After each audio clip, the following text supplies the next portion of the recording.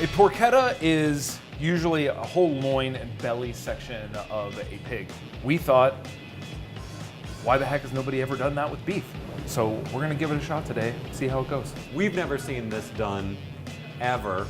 So we have no idea really what we're doing other than we've done a porchetta a bunch. I tried to find videos of this online, couldn't find any. Like, we're really just like trying something new.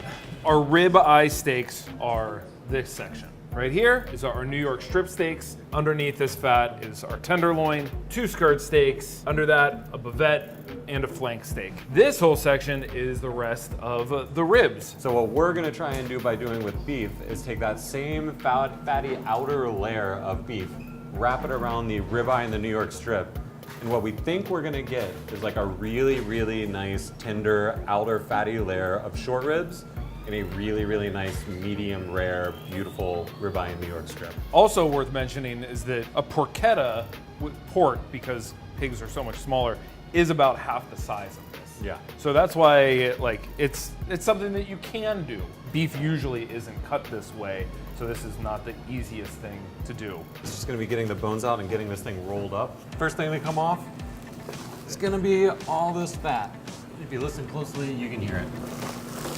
You would also not normally cut like this. This is just so you can see everything. It is harder to do this way. This is for all those YouTube commenters saying that we don't know what we're doing. Yeah, turns out we don't.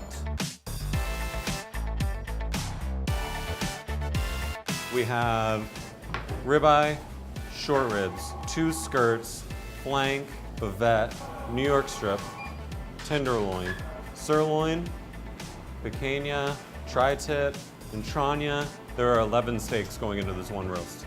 Woohoo! A lot of these steaks cook at different temperatures, so how are we going to manage to cook them all properly? We're gonna cook this kind of low and slow for a little bit, because the main thing is getting the short ribs to get tender.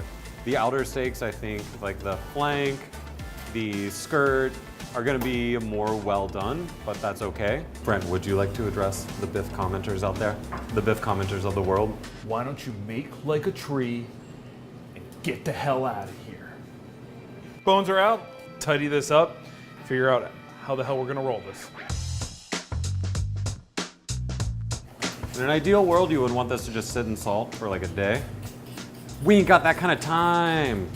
The best part about the salting process is you will find every cut on your hands really quickly. The purpose of tying a roast is just so that it actually cooks evenly, so that everything is the same size. How long do you think we're gonna need timing-wise for this guy? I think we can do this in 6 hours. We're playing by Price is Right rules, right? Yep. Then I like to make mine 7.5. Let's season the outside. We're putting this in the smoker, but we ain't smoking it. Just want to keep it at a nice low temperature. I've never had a roast that actually took 2 people to lift it up. What's that? Oh, I'm really curious what this actually weighs. I'm gonna say 45 pounds, 60 pounds, 61 pounds. I'm really freaking stoked about this whole thing. I think it's gonna be awesome. Let's do it.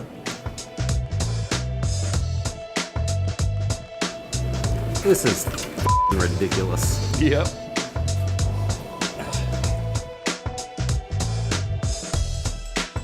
Now we wait. To the computers! To solitaire! I really gotta get more sleep.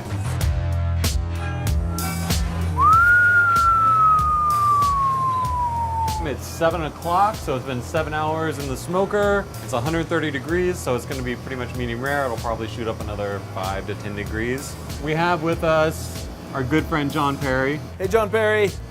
because someone had to carry the very cumbersome, awkward, heavy board that we're gonna put this on, and I didn't want to do it. You ready? Oh, that's a heavy roast.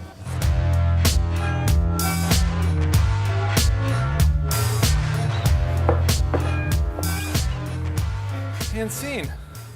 We definitely roasted it. It cooked.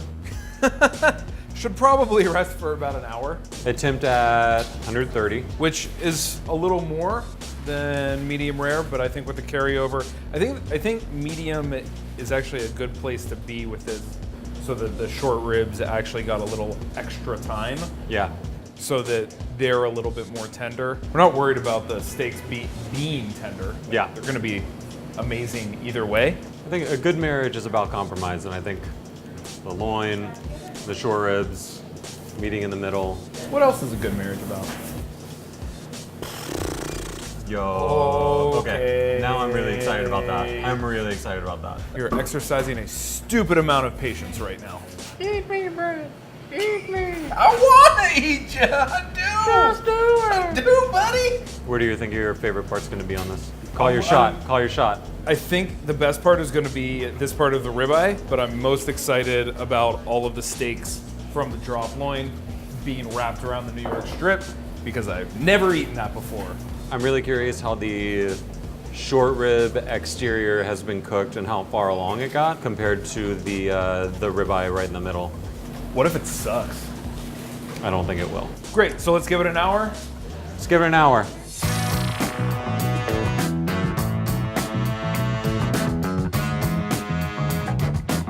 We're ready to cut into this thing.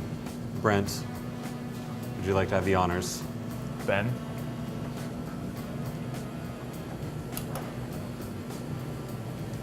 I would.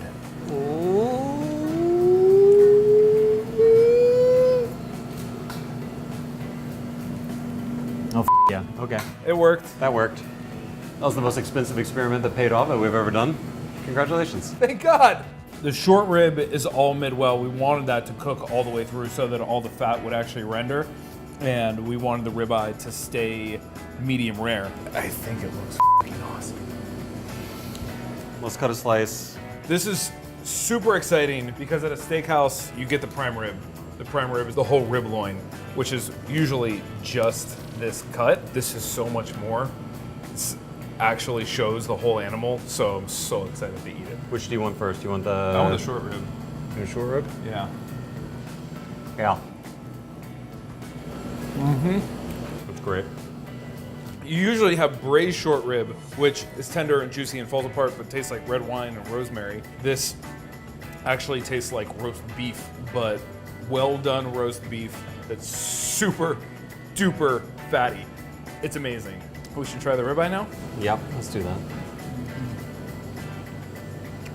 That's a perfect prime rib. That's a really perfect prime rib. And then just simple, perfect prime rib.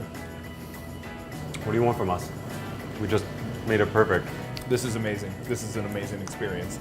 Turns out it was a good idea. You can make a beef porchetta. Beefetta? You just need a better Beefetta? name for it. Beef cata? Thank God it's not just the two of us eating this. We invited a bunch of friends. They're gonna start helping us. Let's do some damage.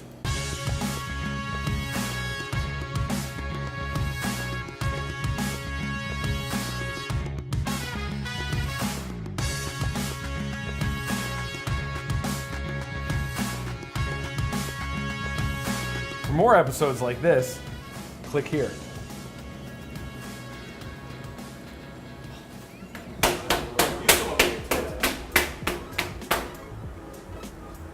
This is fun as hell. So it looks pretty good.